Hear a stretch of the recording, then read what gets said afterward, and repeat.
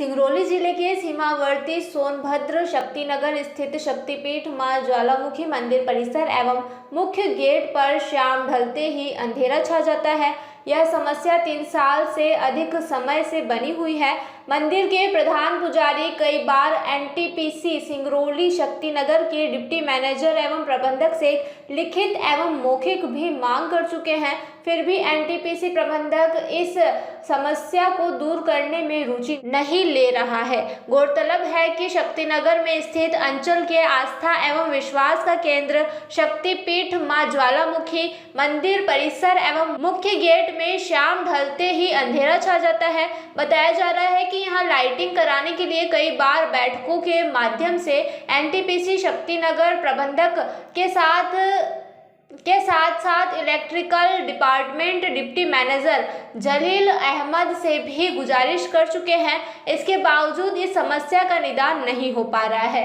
ज्वालामुखी मंदिर के प्रधान पुजारी श्लोकी प्रसाद मिश्रा ने बताया कि बार बार ध्यान आकृष्ट कराने पर केवल जहां मेला लगता है वहीं और उसके आसपास ही लाइटिंग कराई जाती है, जबकि मंदिर परिसर एवं मुख्य गेट पर नहीं कराई जा रही है। यहां शाम ढलते ही अंधेरा छा जाता है। इस नवरात्रि के पावन पर्व पर मां का दर्शन पाने रोजाना हजारों की संख्या में भक्तगण पहुंच रहे हैं, जहां रोजाना ही रात 11-12 बजे तक श्रद्धालुओं का तांता लगा रहता है। अंधेरा होने के कारण श्रद्धालुओं को भारी परेशानी उठानी पड़ती है। प्रधान पुजारी ने आगे बताया कि एनटीपीसी डिप्टी मैनेजर इलेक्ट्रिक शाखा में बार बार बिजली व्यवस्था मुहैया कराने की मांग अब बेकार लग रही है। ऐसे में हम लोग स्वयं परिसर में बिजली की व्यवस्था कराने के लिए विवश, ताकि श्रद्धालुओं को किसी प्रकार की दिक्कतों का सामना न करना पड़े। प्रधान पुजारी ने इस ओर एनटीपीसी के मुख्य महाप्रबंधक का ध्यान आकृष्ट कराते हुए मां ज्वालामुखी मंदिर के परिसर व गेट पर बिजली की व्यवस्था सुदृढ़ किए जाने की मांग की है। व्यवस्था के नाम पर टालमटोल। प्रधान पुजारी श्लोकी प्रसाद मिश्रा का आरोप है कि मंदिर परिसर में बिजली व्यवस्था कराने के नाम पर केवल टालमटोल किया जा रहा है। कभी एसडीएम से, कभी एनटीपीसी प्रबंधक से सहमति लेने की बात की जा रही है और जब सहमति मिल जाती है तो दूसरा अड़ंगा लगा दिया जाता है। वहीं मंदिर कमेटी अध्यक्ष आशीष चौबे ने कहा कि एनटीपीसी डिप्टी मैनेजर जलील अहमद की उदासीनता के चलते इस तरह की समस्या लगभग 3 वर्षों से निर्मित है, जिसकी वजह से भारी समस्या बन चुकी है।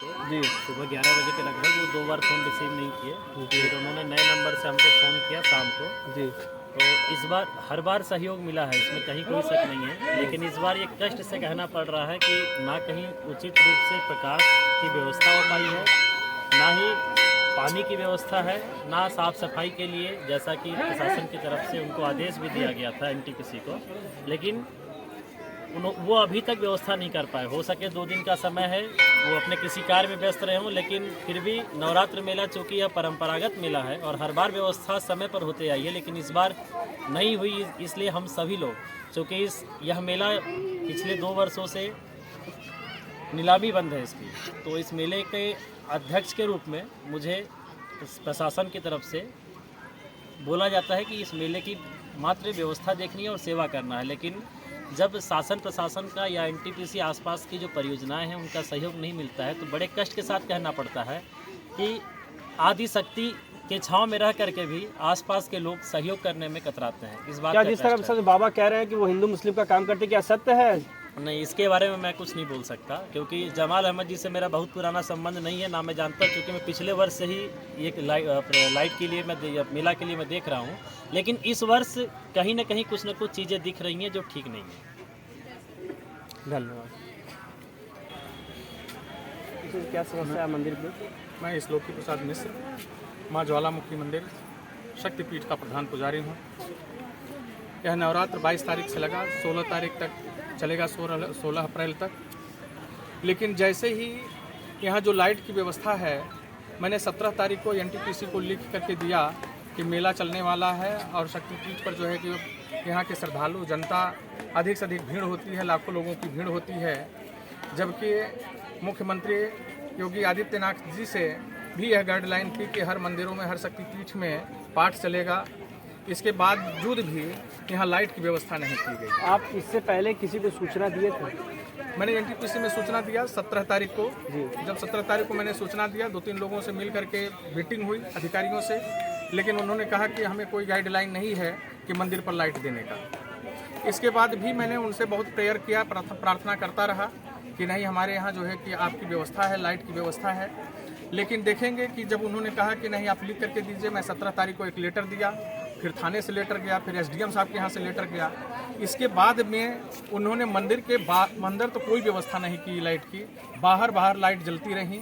यहाँ तक कि जो मेला लगे हैं उसमें ठंडा बेचने के लिए भी लाइट गई हुई हैं, लेकिन हम आपको दिखाएंगे ये भी कि यहाँ पर मंदिर पर लाइट की कोई व्यवस्था नहीं की गई। 20 बार कहने के बावजूद भी, 10 बार मीटिंग होने के बावजूद भी कोई लाइट की व्यवस्था यहाँ नहीं की गई। मीटिंग जो हुई थी आपको किसके साथ हुई थी और क्या नाम है उनका, पूरा नाम बताइएगा?